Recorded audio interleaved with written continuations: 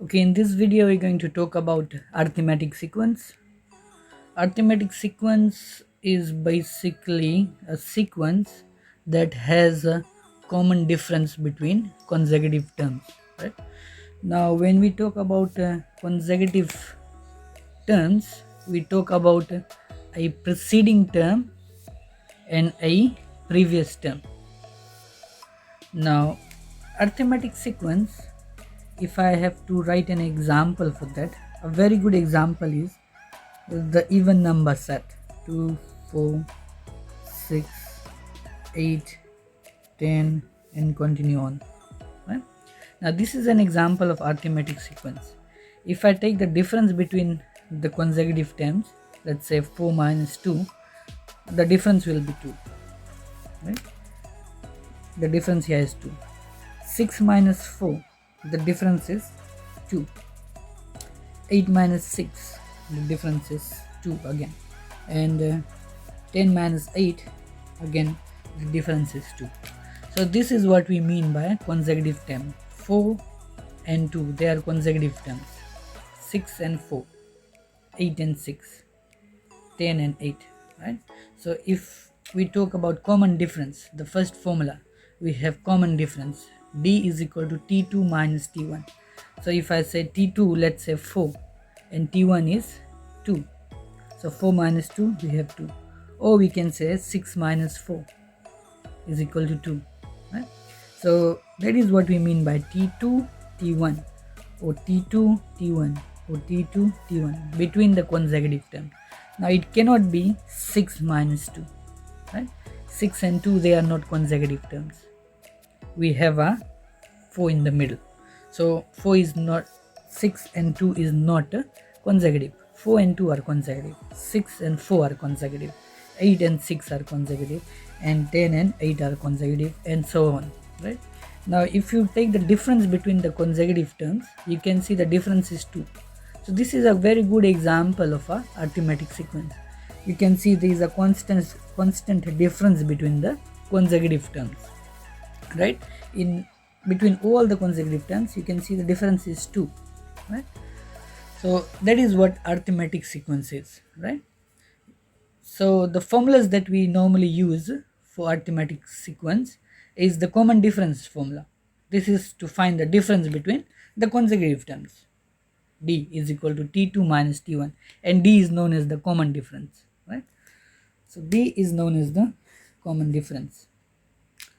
Next we have nth term formula. Nth term formula tells you or helps us to find the nth term. Given a sequence, if you are asked to find the nth term, this formula can be used to find that term. For example, let's say we have to find first, second, third, fourth. So 8 is the fourth term. Right? Now if somebody asks you to find the fourth term, you can use this formula. Use this formula and find the fourth term. Right? Or even 1, 2, 3, 4, 5, and let's say the 30th term. So we don't have to write this sequence over and over again. We can simply use this formula and find the 30th term. Okay, next is the sum formula. Now sum formula will just give you the sum of that sequence. For example, this sequence here, if there was 30 terms, and if you have to count all this, let's say 2 plus 4 plus 6 plus 8 plus 10, and up till whichever number you want to count, right? This formula can be used to give you the sum of all those, right? Sum meaning you have to add all this. 2 plus 4 plus 6 plus 8 plus 10, and add up till the number you want, right? Let's say for the first 30 terms, if you want to add first 30 terms, you cannot be adding all this over and over again. That will take a lot of time. So what we can do is we can just use this formula and find the sum of the nth number of terms, right? Okay, so let's do one example where we have the arithmetic sequence, and this will make more sense. Okay, we have example 1 here. Example 1, it says A boy saved some money over a period of 60 weeks, right? He saved 5 cents in week 1, 10 cents in week 2, 15 cents in week 3, 20 cents in week 4, and so on until week 60. So first week he saved 5 cents, right? 5 cents in first week. Then in second week he saved 10 cents. That was in week 2. And then 15 cents in week 3, and then 20 cents in week 4, and so on. He continued until week 60. So there, that means he saved until 60 weeks, right? And in first week he saved 5 cents, then 10 cents, then 50 cents, 15 cents, and then 20 cents, right?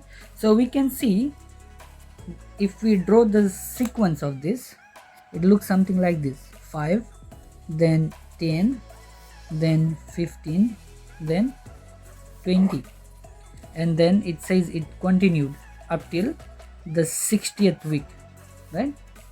It continued up till 60th week. Okay, so our first question says, how much did he save in week 19, right? How much did he save in week 19? Now we have to find what was that value in week 19. So first week was 5, 10, 15, 20, then it must be 25, 30, 35, 40, up till the 19th week, right? So we'll use the nth term formula. Number 1, we have to find the saving in week 19, right? So we'll find the you will use the nth term formula. The nth term formula is Tn is equal to I1 plus n minus 1 into common difference, right? That formula you are going to use that. Okay, so if we use that formula, that will be Tn is equal to A1 plus n minus 1 into common difference, right? So we have to find T19, right? And we know that our value of A1 is equal to 5. A1 is the first term, right? So first term is 5. Our n here is equal to 19, because we have to find for the 19th week. We do not know the value of D, so we are going to find the value of D first. That is our common difference. So D is equal to T2 minus T1. If we look at our sequence is 5, 10, 15, 20. So take any consecutive terms. Let's say T2 minus T1. So 10 minus 5. 10 minus 5, that is equal to 5. Right? So our common difference is 5, and our n is 19, and A1 is 5. So substitute in this formula and find the value of Tn. So we have to find T19. Now that will be equal to 5. A1 is 5 plus n is equal to 19 minus 1, and the common difference is 5. So if we do the calculation, we have 5 plus 19 minus 1 is 18 times 5. This will be 5 plus 18 by 5 is equal to 90, and 90 plus 5 is 95. So that means in week 19 he saved 95 cents. That was his saving for week 19. Week 19, right? He saved 95 cents in week 19, right? Remember, this is not the total amount, right? This is not the total. This is not total. Not total amount.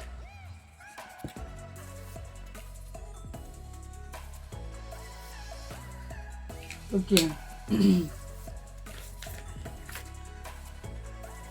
The next question is, we have to calculate the total amount he saved over the 60-week period. So in total he saved for 60 weeks, right? And in 60 weeks we have to find what was that amount, right, over the 60 weeks period. So we have to find that, and that will be done using the SN formula or the sum formula. This is called the sum formula. Sn is equal to n divided by 2 into 2a1 plus n minus 1 into d, right? So we have to use the sum formula here because we are finding the sum. So sum for the 60 weeks, right? Sum for 60 weeks. The Sn formula is Sn is equal to n over 2 into 2a1 plus n minus 1 into common difference, right? So n here is 60 because we are talking about 60 weeks. So n is equal to 60. Our a here is equal to 5, that is our first term, and the common difference we know is 5 as well, right? We have calculated the common difference and it was 5. So all this we have to substitute, and the Sn here is for S60, right? So let's do this. Let's calculate the S60. So S60 is equal to 60 divided by 2 into 2 times our value of a, which is 5, plus value of n is 60 minus 1, and the common difference is 5. That is what we get. Now we have to simplify this. So this will be 60 divided by 2 is 30. 5 into 2 is 10, plus 60 minus 1 is 59 times 5. Okay. So this will be 30 into 10 plus 59 by 5 is 295. We have 30 times 295 plus 10 is 305, and when you multiply this 2, now this will become 9150, right? So that means in 60 weeks this person has saved this many cents, 9150 cents, right? Now if you want to know this in dollars, right, if you want to know how much dollars is this 9150 cents, you simply divide this by 100, because $1 is equal to 100 cents, okay? So that means if I divide this by 100, this will give me the number of dollars, right? So that means in 60 weeks, if I divide this by 100, this will be $91.50, right? So this many dollars is saved in 60 weeks,